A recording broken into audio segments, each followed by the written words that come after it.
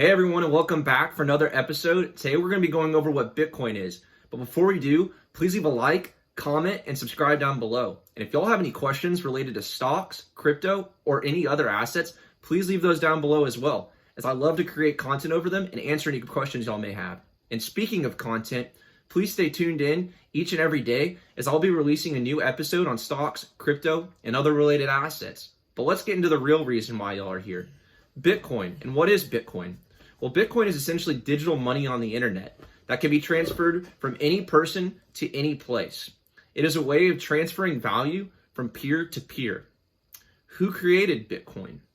Well, Bitcoin was created by Satoshi Nakamoto, and no one knows who he is or who this group may be. It was also released on a white paper in 2008 and then initially released as the token Bitcoin, or the first ever cryptocurrency, in 2009. Now, you may be asking, what is the purpose of Bitcoin and what problem does it solve? Well, Bitcoin essentially solves the problem of transferring value from person to person without a middleman. Because we all know that a middleman, like a bank, is going to take their fees and take their value away from that transaction from person to person.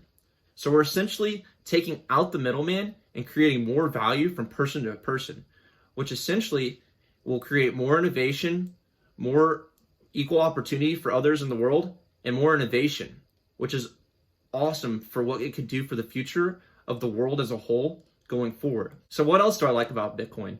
Well, Bitcoin is essentially a store of value, and I see it as digital gold. See, now there is only going to be 21 million Bitcoin ever in circulation. And the reason that is so incredible is when you take into fact that there's 56 million millionaires in the world, there will never be enough Bitcoin for one Bitcoin per millionaire, which is unbelievable. And it is one of the biggest reasons why my goal, before everything's said and done, to be a whole coiner, which is to own one whole coin to myself.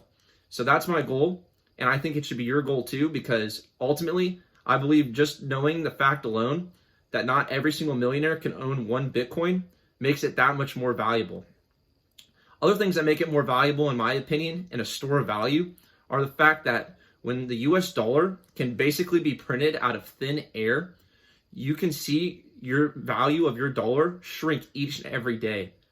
Over the last 2 to 3 years, the United States has printed 40% of all US dollars in circulation. That's unbelievable and mind-blowing. It's half the reason why we're seeing as much inflation as we are and the devaluing of the US dollar. Bitcoin, also unlike gold, cannot be created more. So with gold, you could always go out today, tomorrow, next week, and you can mine more gold. Once the 21 million Bitcoin have been mined, you will never be able to get more Bitcoin. There will never be more Bitcoin in circulation than 21 million. That doesn't even take into consideration the fact that some Bitcoin has been lost forever. And that means there's actually less than 21 million Bitcoin in the world, and that will ever be in circulation. So Bitcoin is about as scarce as it gets when it comes to an asset. And we've already seen that big names, whether it be in sports or celebrities, are taking this as a store of value. We've already seen Tom Brady say that he'd love to take his entire salary or contract in Bitcoin. Trevor Lawrence, the NFL's first overall draft pick, took his salary in Bitcoin. Cade Cunningham, the NBA's first overall draft pick, took his salary in Bitcoin. Saquon Barkley, Odell Beckham Jr.